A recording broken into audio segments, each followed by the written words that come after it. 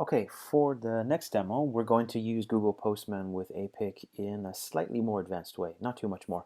The step I want to do is I want to, now that I have all of my nodes registered, I want to assign out-of-band IP addresses to each and every one of them, for management purposes, NTP, etc.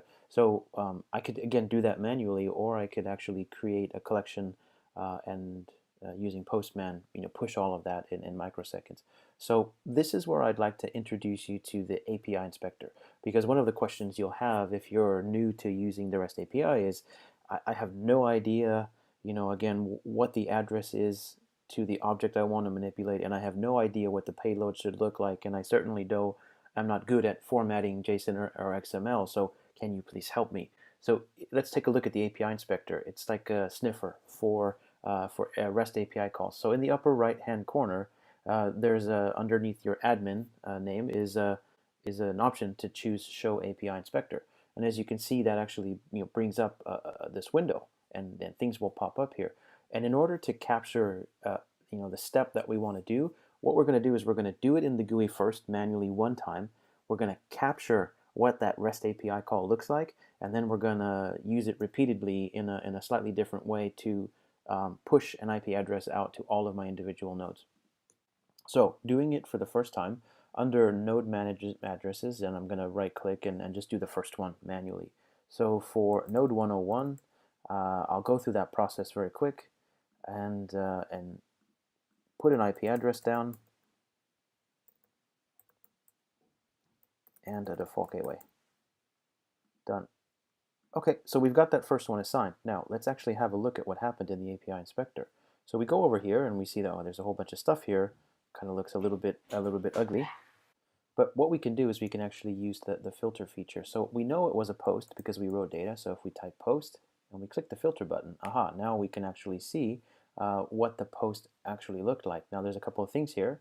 If we have a closer look, there's the URL and everything after the word payload, and starting at the curly bracket all the way to the end curly bracket over here is actually our payload.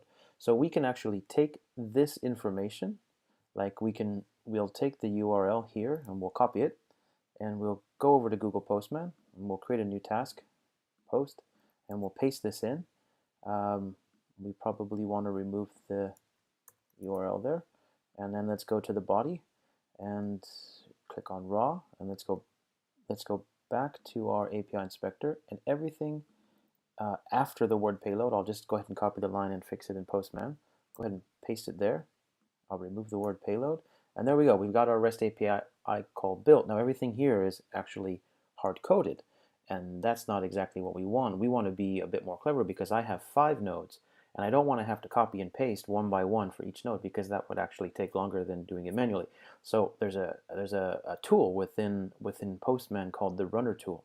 The runner tool is a function that allows you to build a CSV file with all of the values and point that CSV file at a collection or at a task in a collection and recursively run it line by line until they're all done. So I have actually created a collection called set out of band, and if we look at it, and again there's my login to APIC in case I'm not logged in, and then my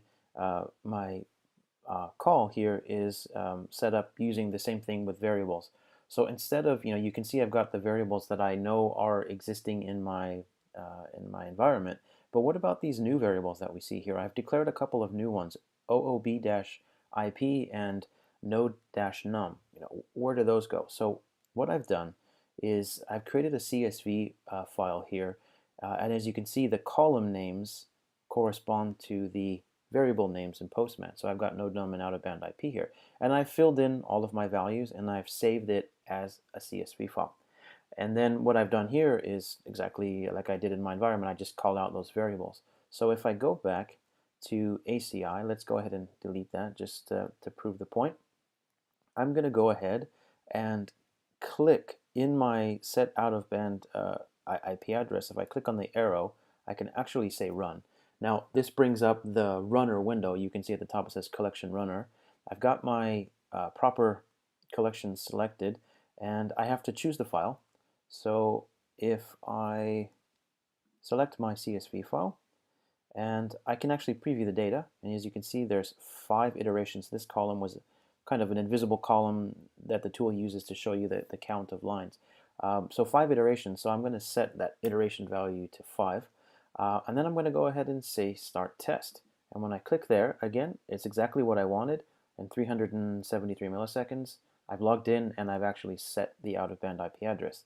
Let's go have a look at APIC. Now there we go. We can see in the static node management addresses, all of my nodes are now properly configured.